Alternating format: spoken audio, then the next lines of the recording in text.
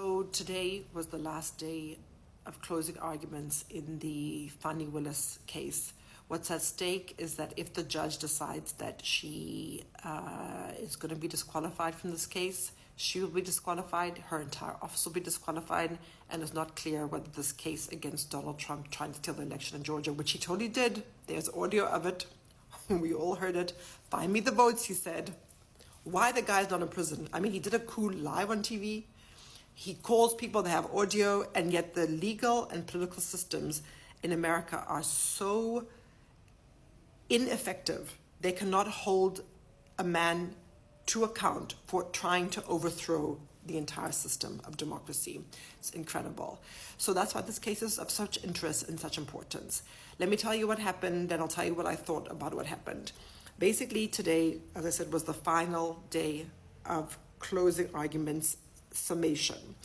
The Trumpies, so that is Trump's lawyer and all the Trump co-defendant lawyers, and there's like a million of them, and they kept repeating themselves, and they're very boring, and they kept saying the same thing over and over again. Basically, they just told the judge, listen, we haven't proved our case, but we want you to disqualify Fani Willis because actually there's a preponderance of evidence. That means that they don't have a lot of evidence. That means that it's probably true what they say, but it's not necessarily true. And there's an appearance of impropriety and an appearance of a conflict of interest. You don't have to, they said that they don't have to prove that there's an actual conflict of interest. The prosecution, after like hours and hours of the Trumpies, find the prosecution, there was a 5-minute break, then the prosecution came back. It was a man named Adam Abate. He came with his PowerPoint. He looked kind of like a law student. I didn't think he was as effective as he could have been because he spoke a lot of legalese, and I think he should have been aware that he's on television and he needs to speak legalese for the judge, but he also needs to just make points for the general public, because this is about the general public having confidence in the district attorney, Fani Willis. I don't think he carried that second part very well. The first part, maybe he did, in terms of speaking legalese and making a legal argument. I'm not a lawyer, and I thank God for that because, well, it's kind of boring. But basically, he told the judge, you cannot disqualify Fani Willis unless you can actually prove a conflict of interest. There has to be an actual conflict of interest, incontrovertible. Otherwise, you cannot remove the elected DA from this. So I think that if I was Adam Abate, what I wish he had done is been a bit stronger in making the case to the public. The Trump defense lawyers, now this is what I think, and I'm really just a random observer, and I found the whole thing very painful because I feel that as a woman, why should Fani Willis be subjected to these double standards, especially by somebody who can represent Donald Trump, who is a huge hypocrite. Trump's lawyer has been going after Fani Willis for her quote-unquote boyfriend, Nathan Wade, and who was separated from his wife and finished with the marriage. She's not married. Why shouldn't they have a relationship? I agree it's not good that they had a relationship in the office, but it's also not illegal, frankly. And he's just been so self-righteous about it. Donald Trump, who's been married 3 times and cheated on all his wives. And anybody remember Stormy Daniels? So just the double standards are a lot to take. And it's very difficult to see a black woman taken down, her whole professional life, her whole romantic life, her every personal relationship she has, everything she's done in the last 50 years. The lady's like 50 years old. She's had an impressive career. And now these people are just trying to rip her apart. So it's painful for me personally to watch it. And I also do feel like Fani Willis has made some big mistakes.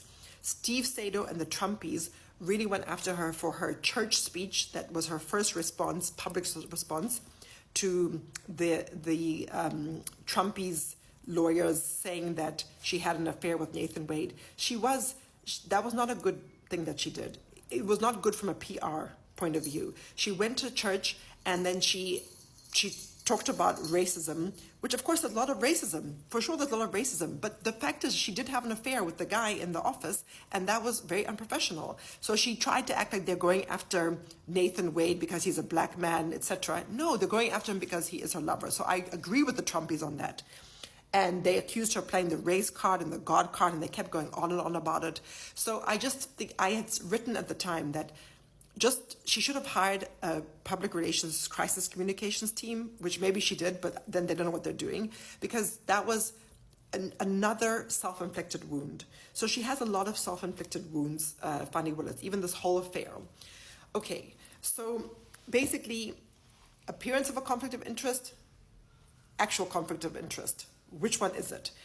I think that Mr. Abate could have been stronger in his defense of Fani Willis, because the Trumpies' entire entire case rests on two extremely uncredible, not incredible, but uncredible witnesses. Okay, my cat is here. She's also very tired of this trial. So the first witness was Robin Yeti, former college friend, ex-employee who worked in Fani Willis's office, who left that office because she was going to be fired. So she had to resign or be fired. She's a disgruntled ex-employee.